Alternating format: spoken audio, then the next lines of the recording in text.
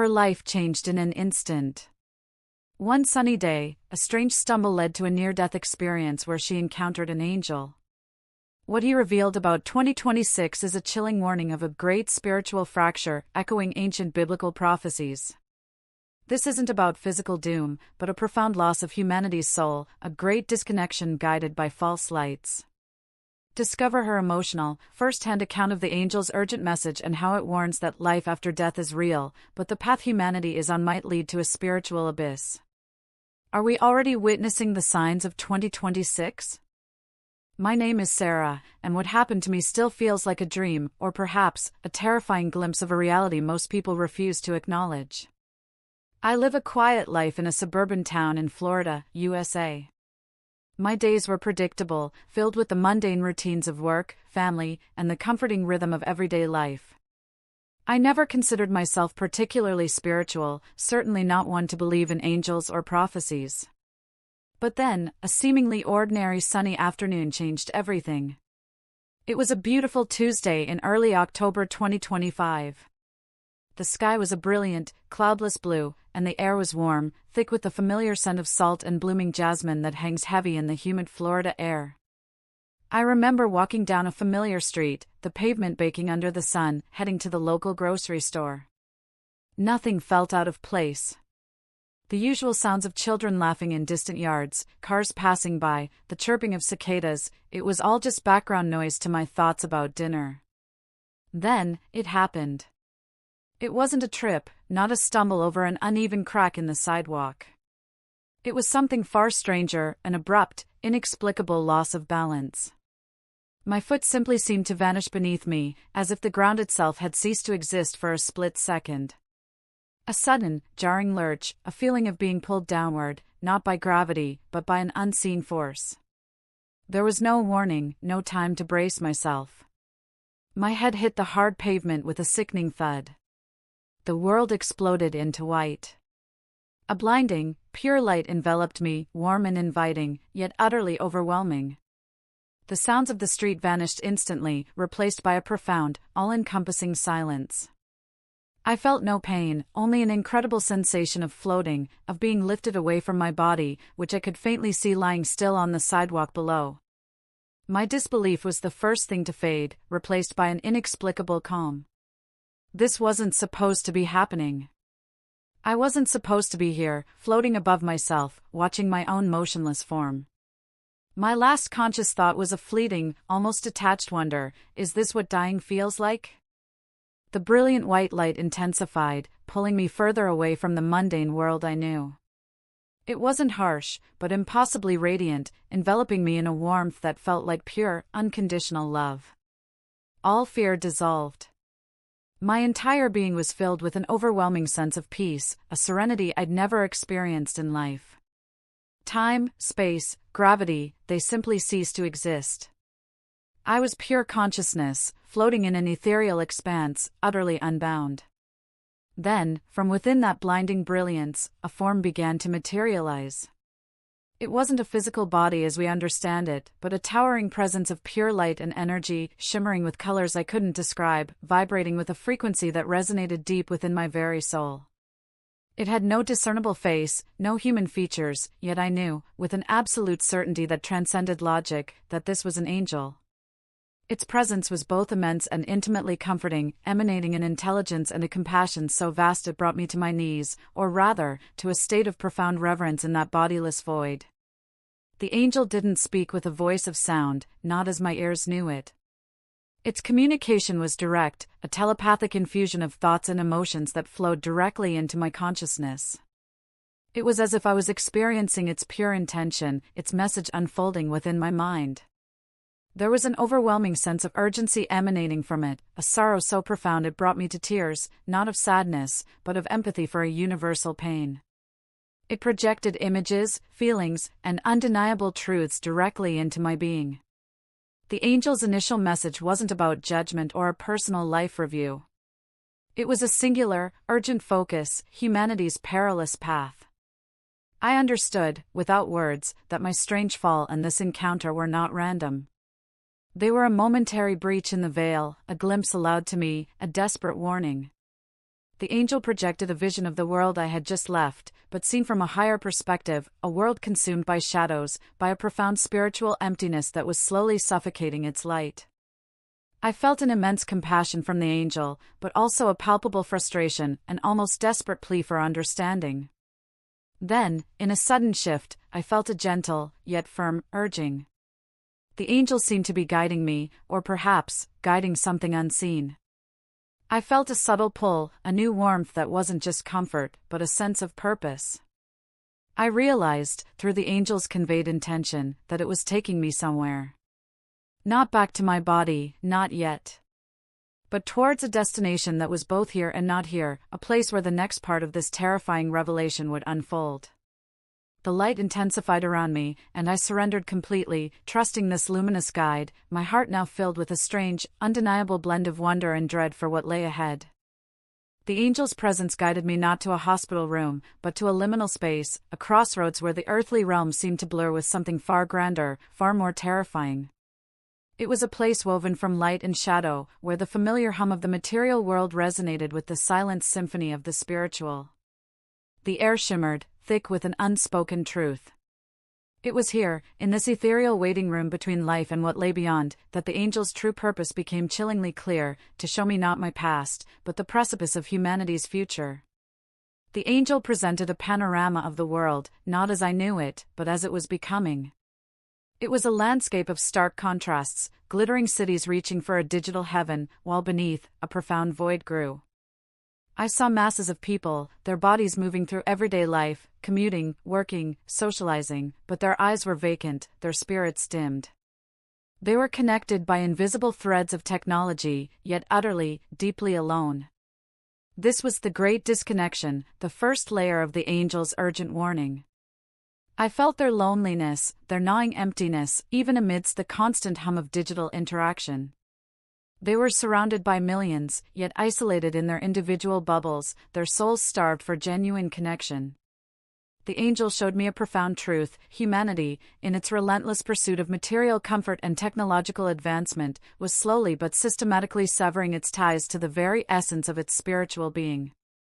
It was a self-imposed exile from the divine, a slow, agonizing suffocation of the soul.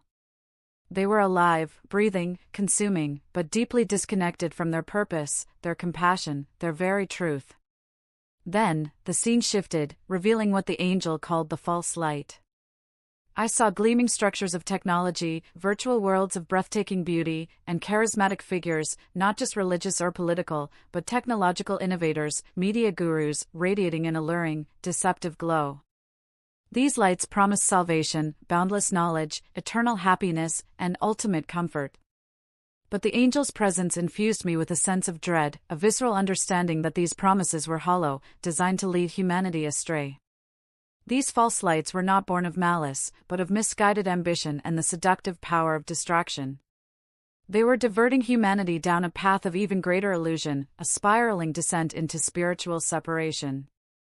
The vision was terrifying, countless souls willingly surrendering their intuition, their discernment, their very free will, to what they believed was progress, but was, in fact, a carefully constructed prison of perception. The angel conveyed that by 2026, these false lights would become so pervasive, so intertwined with daily life, that most would not even perceive them as false, embracing them as their ultimate truth. The very essence of reality would be warped, twisted by a manufactured glow. The angel's visions intensified, pushing me deeper into humanity's impending crisis. Beyond the great disconnection and the allure of false lights, the deepest, most terrifying layer of the prophecy for 2026 revealed a complete sensory overload, what the angel called the silence of truth.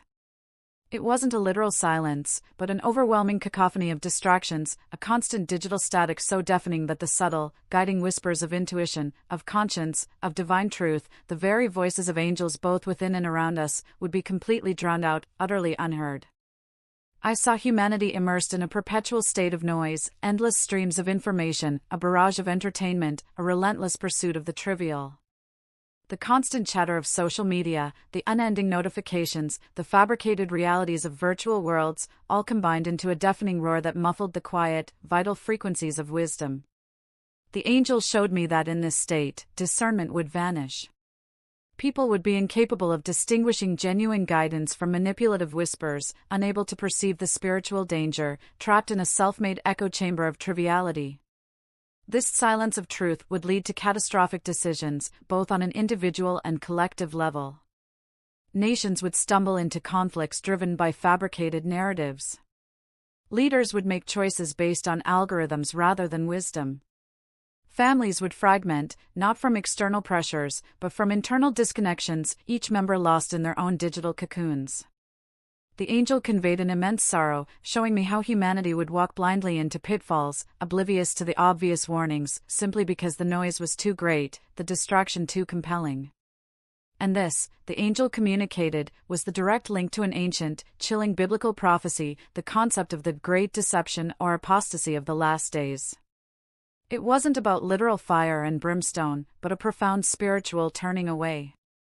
My mind was flooded with a visceral understanding of passages like 2 Thessalonians 2 verses 9 to 12, which speaks of those who did not receive the love of the truth so as to be saved and would be given over to a strong delusion to believe what is false. And 2 Timothy 3 verses 1 to 5, describing terrible times where people would be lovers of money and pleasure rather than lovers of God, marked by a form of godliness but denying its power.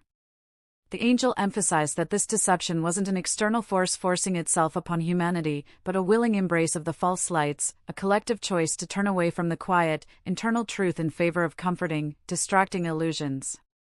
By 2026, this spiritual disconnect would reach a critical mass, culminating in a state where genuine recommencement or return to spiritual truth would be almost impossible without a profound, cataclysmic intervention. The true horror of this prophecy wasn't a sudden end, but a perpetual state of spiritual dying while still physically alive. The visions from the angel continued to flood my consciousness, overwhelming my senses, yet bringing a clarity I'd never known. The weight of humanity's impending spiritual fate settled upon me, a burden that brought me to the brink of tears, even in that ethereal state.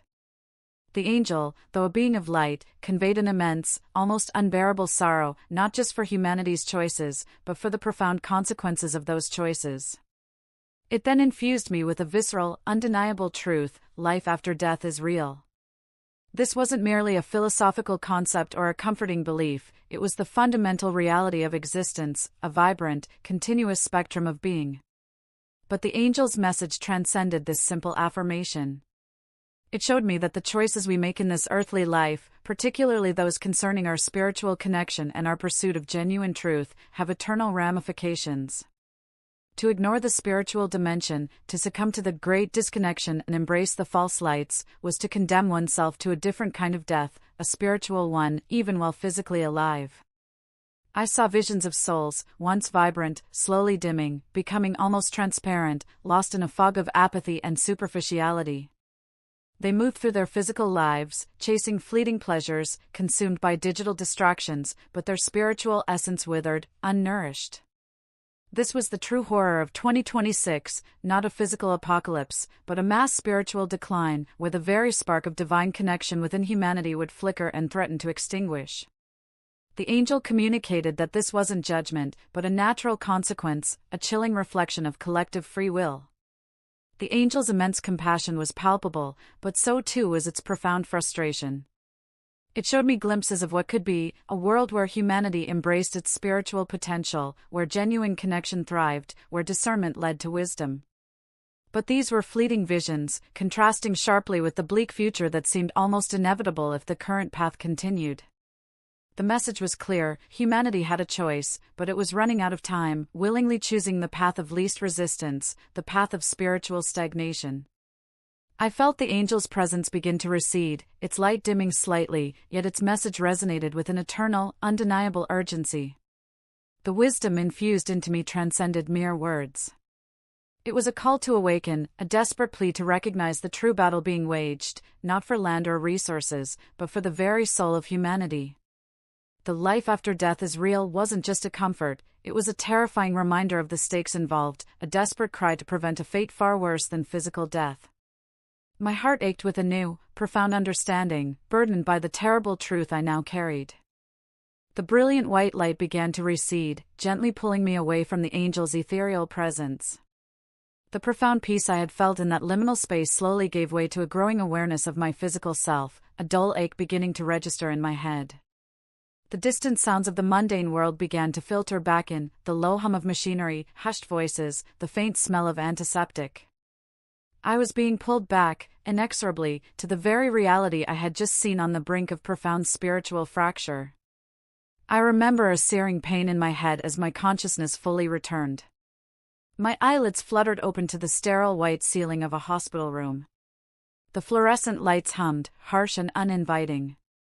The scent of disinfectant filled my nostrils, replacing the sweet, otherworldly aroma of the angel's presence. A nurse, her face etched with concern, quickly moved to my side. "Sarah? Can you hear me? You're in the hospital. You had a fall."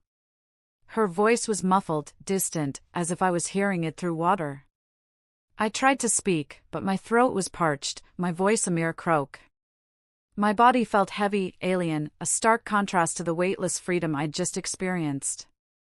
The nurse explained I'd been found unconscious on the sidewalk after a strange fall, with no apparent cause for the sudden collapse. I had been in a coma for 3 days. 3 days in this physical world, while I had traversed realms beyond human comprehension. My mind raced, trying to reconcile the mundane reality of the hospital room with the cosmic truths the angel had just revealed. It felt impossible, yet undeniably real.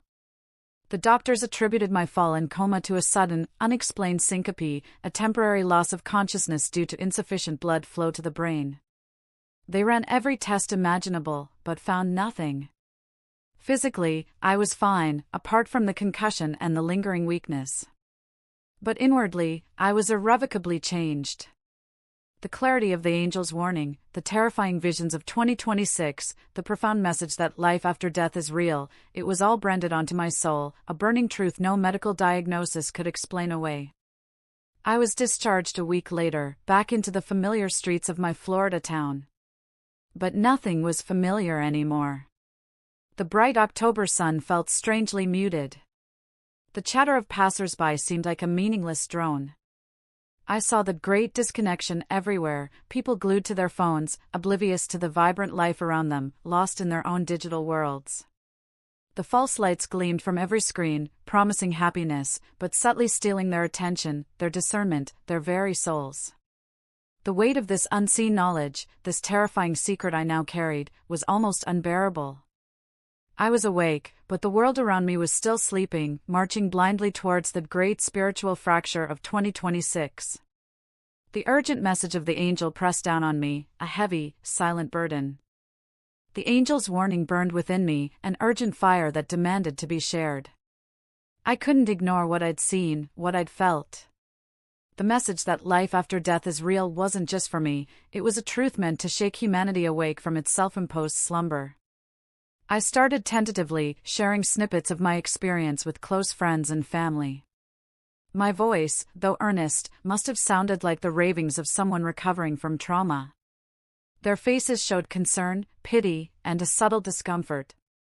"Sarah, perhaps you should rest," they'd say gently, their eyes filled with a polite skepticism that felt like a cold shower. I tried to explain the visions, the great disconnection, the insidious false lights drawing people away from truth, the terrifying silence of truth muffling the divine. I spoke of 2026, not as a year of physical apocalypse, but as the culmination of a spiritual void. Their reactions ranged from polite smiles to uncomfortable silences. Some offered pseudoscientific explanations for NDEs. Others suggested I seek professional help for post-traumatic stress. The more I tried to convey the urgency, the more isolated I felt, a voice screaming into a hurricane of disbelief. My frustration mounted. How could they not see it? The signs were everywhere, exactly as the angel had shown me.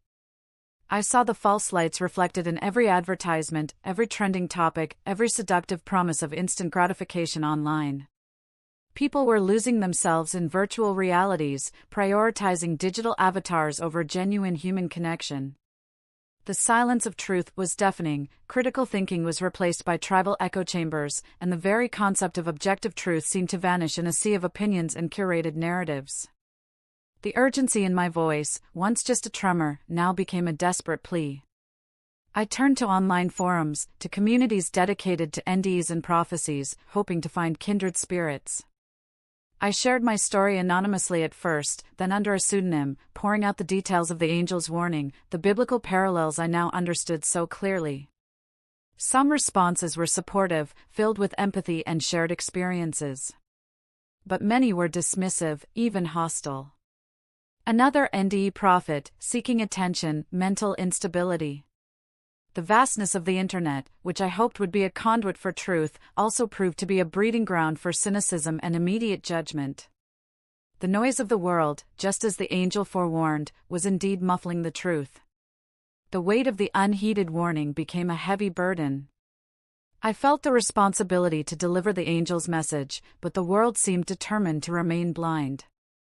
The clock was ticking towards 2026, and I was just one voice against a cacophony of distractions and disbelief. A chilling thought pierced through my despair. What if the angel's warning wasn't just a prediction, but a test? A test of humanity's willingness to listen, to awaken, before the great spiritual fracture became irreversible. My heart ached, a deep, pervasive sorrow for the humanity I saw sleepwalking into the future. As 2025 progressed, the global landscape began to shift with an alarming precision that mirrored the angel's warnings. What had seemed like isolated incidents or societal trends now coalesced into undeniable signs of the great spiritual fracture accelerating towards 2026. I found myself observing the world with new eyes that had seen beyond the veil, and the patterns emerging were terrifyingly clear. The great disconnection deepened across the United States and beyond. Despite unprecedented levels of digital connectivity, studies began to report surging rates of loneliness and mental health crises, particularly among younger generations. People spent more time interacting with screens than with each other, their relationships becoming superficial, their empathy waning. The very fabric of community seemed to fray, leaving individuals isolated in their own digital echo chambers.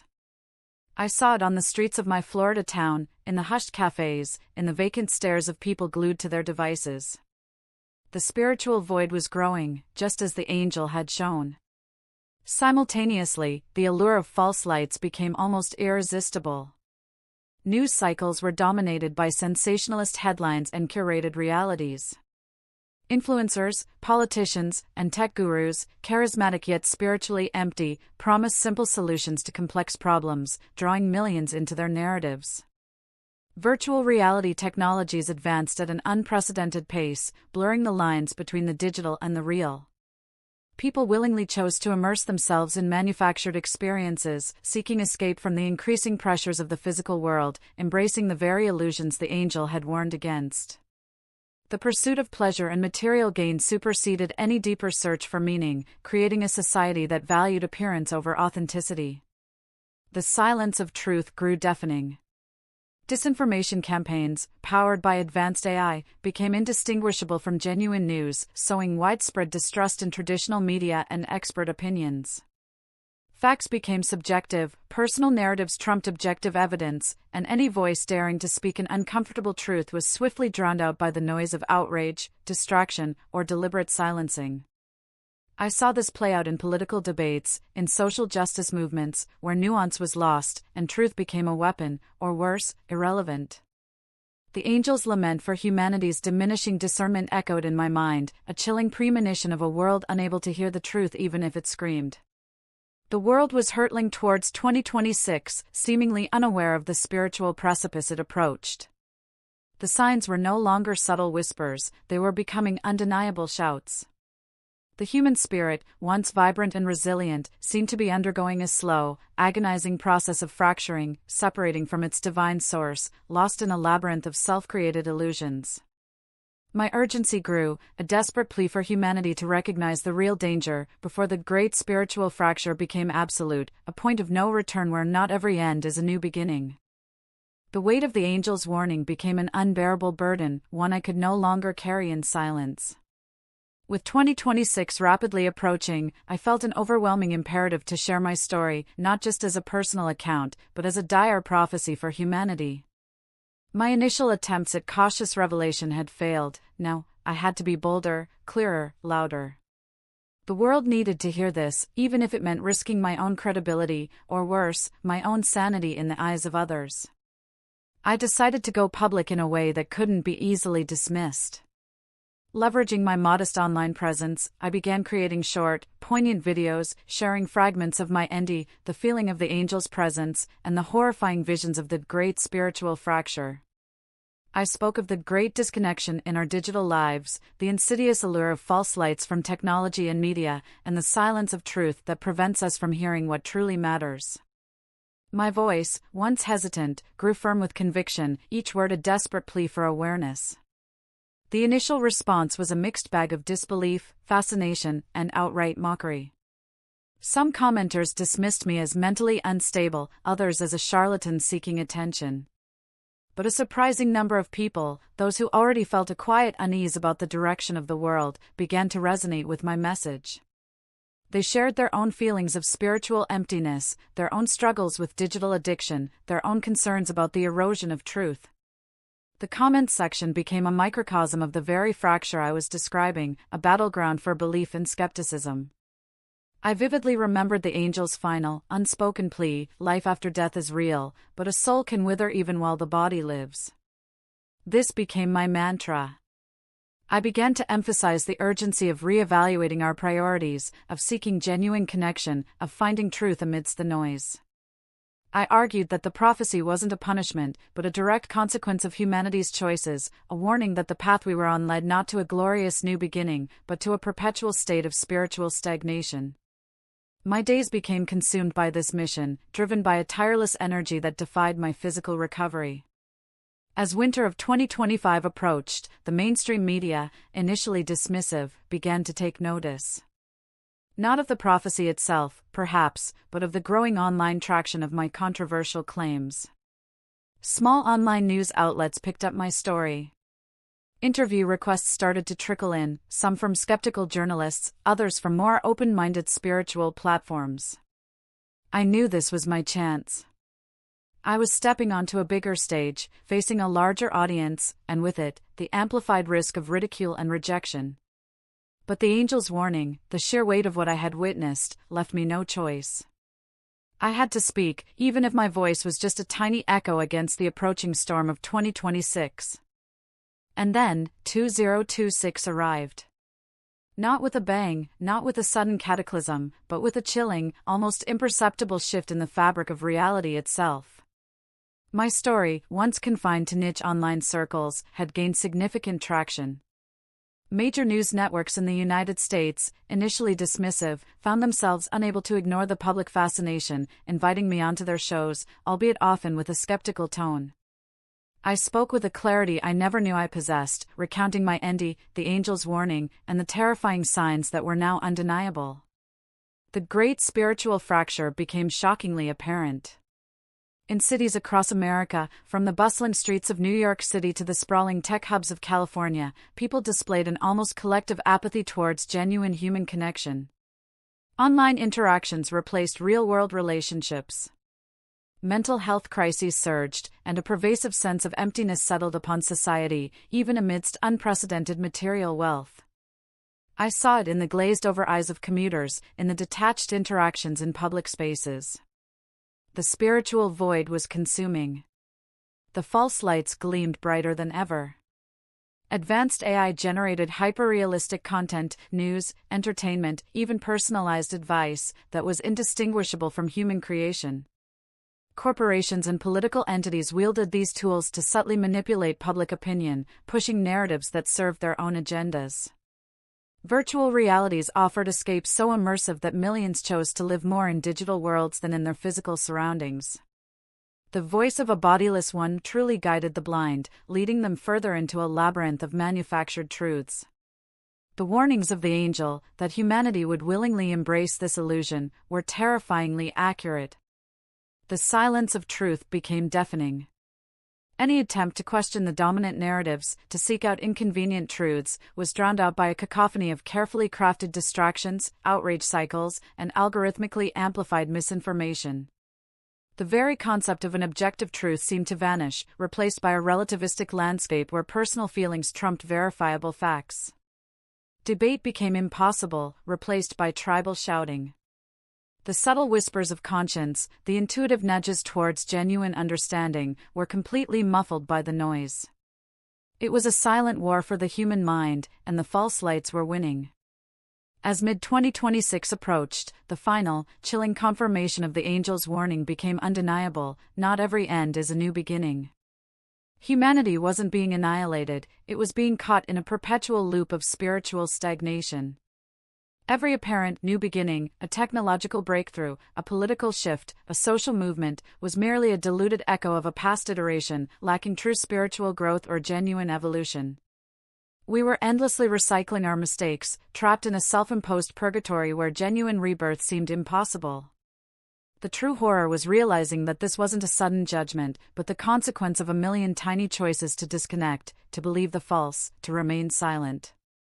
The chilling reality of 2026 is no longer a distant prophecy from an ancient text or an NDE. It is the very fabric of our present, intensifying with each passing moment.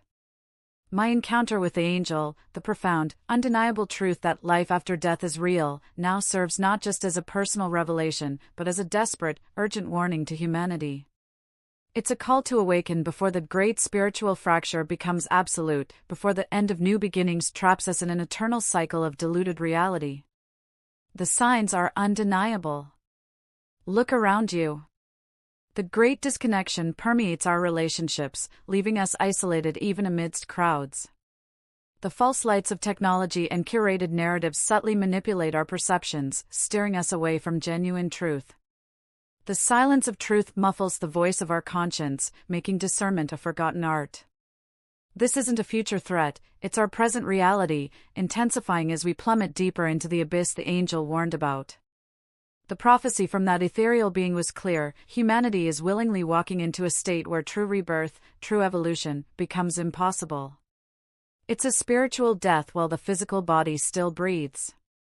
This isn't about punishment, it's about the consequence of our collective choices to ignore the spiritual, to embrace the superficial, to allow the noise to drown out the divine whispers. The angel's presence, the warmth of pure, unconditional love it radiated, was the starkest contrast to the chilling coldness of the future it showed me. So, what will you do with this profound, unsettling revelation?